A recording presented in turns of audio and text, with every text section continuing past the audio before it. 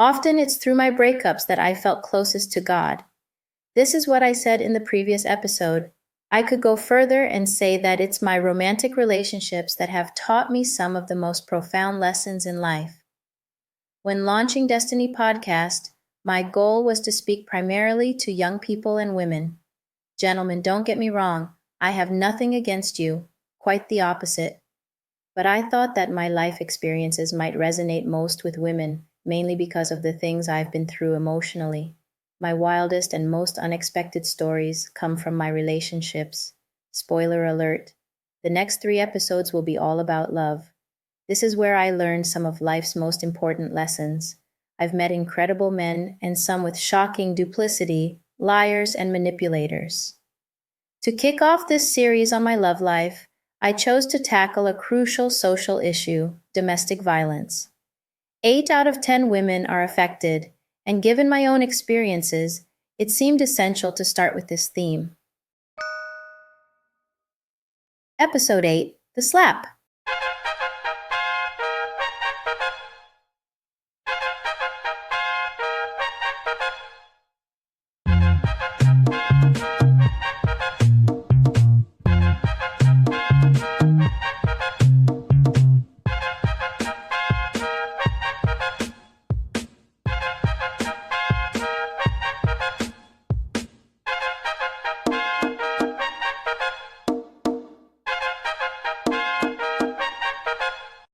Hey everyone, it's Lucrece, and welcome to Destiny Podcast, Episode 8.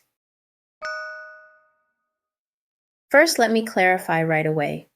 When I say my experiences make me sensitive to the topic of domestic violence, I'm not suggesting I was repeatedly physically abused, except for the incident I'll share later in this episode, as well as another I consider violent, which I'll discuss in a future episode. I want to be clear because I wouldn't want any listeners who may have been or are being abused to feel that my story might be disrespectful or offensive. For my part, I consider myself a victim of physical abuse by a partner on 2 occasions. I also grew up watching women around me being beaten by their partners. Physical and verbal abuse within relationships was something I was exposed to from a young age. When your surroundings become your norm, I suppose all these stories and references led me to choose a different path eventually.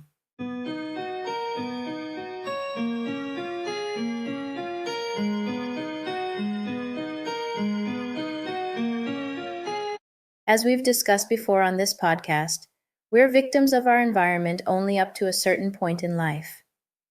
Once you become aware of the impact your surroundings have on your identity, you have 2 choices: continue the cycle or choose to break free. I realized early on that violence had no place in a relationship meant to be loving, and I knew that wasn't what I wanted for myself. Yet it still impacted my relationships in other ways. For me, personally, I knew that a man raising his hand to me was an absolute deal breaker. But there was another aspect of domestic violence that I had deeply internalized: forgiveness. The women around me always forgave. And even today, I firmly believe in forgiveness. I have this tendency to accept people as they are, without judgment, and sincerely believe that if they hurt me, they can change. This belief, more often than not, has backfired on me in certain relationships. It was probably our 2nd or 3rd vacation together. My ex and I had gone with his friends to the south of France, staying in a bungalow. The night before the incident, we had an argument. I don't remember exactly why, probably something trivial. During the argument, I did something reckless. I slapped him right there in front of all his friends. He didn't react immediately, but the look he gave me, it was intense. One of his friends stepped in to calm me down, guiding me toward the car to diffuse the tension. We returned to the bungalow and went to bed angry without a word. The next morning we talked and ended up making up. At one point, he looked at me and asked if I remembered slapping him the previous night. I looked back, apologized sincerely, telling him it was in a moment of anger and that it wouldn't happen again. He nodded, then slapped me. His slap was so hard and unexpected that I was instantly paralyzed by the emotional shock. I held my cheek, numb from the pain, and after a few seconds, I started crying.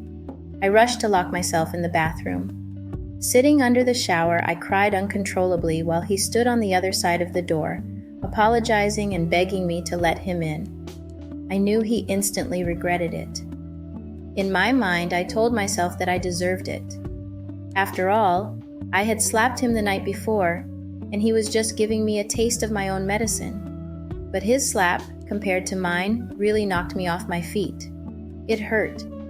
If his intention was to make sure I never did it again, I can assure you it worked. I never did it again. That was the one and only time he ever raised his hand to me. He wasn't a violent person by nature. I guess he just wanted to teach me a lesson. As I often tell my close ones, this ex and I loved each other, but we loved each other the wrong way.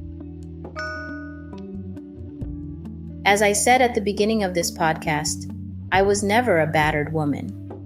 But from my relationships where violence was present, I learned one thing, the mechanism of forgiveness. I forgave him instantly.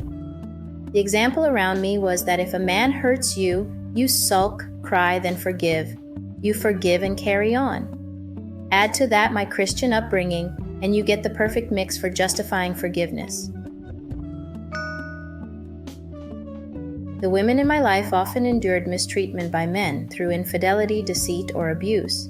They forgave and they stayed. What no one ever explained to me, but I eventually understood, is that forgiveness doesn't mean enduring mistreatment. There are many reasons why we as women consciously or unconsciously tolerate inappropriate behavior from our partners. It could be our environment, our perception of what we deserve, our fears, or other factors we confuse with love, or that mingle with the feelings we have for our partners. In my case, I was madly in love, had grown up with the idea that violence was part of love, and had very low self-esteem. I thought no one else would love me if I left him. For other women who are truly caught in a household with a violent husband, physically or psychologically, the reasons to stay may vary: fear, low self-esteem, isolation, and so on. Again, I'm not claiming to speak on behalf of these women. That would be presumptuous. Here, I'm sharing my own perspective based on what I've seen, experienced, and heard. If there's one thing I want to emphasize, it's that regardless of your situation, environment, or upbringing, it's crucial to understand that your happiness and improvement in life hinge on your self-esteem. You are not a lost cause. Love involves tolerance, but you should tolerate nothing that endangers your life. Nothing. Yes, he slapped you, cheated on you, manipulated you. Yes, you should forgive, but it is entirely possible to love someone from a distance. In Proverbs 22 verse 3, it says, "The prudent see danger and take refuge, but the simple keep going and pay the penalty." If I apply this verse to our discussion, for me, it means that forgiving doesn't mean giving a free pass to someone you know to be toxic and harmful. In my case, that ex was not toxic, but our relationship taught me so much. Combining that with other experiences, I would say one of the best lessons I've learned is lesson number 9. You can forgive the unforgivable, but you don't excuse the inexcusable. Hey, this was Lucrece. See you soon for another episode of Destiny Podcast.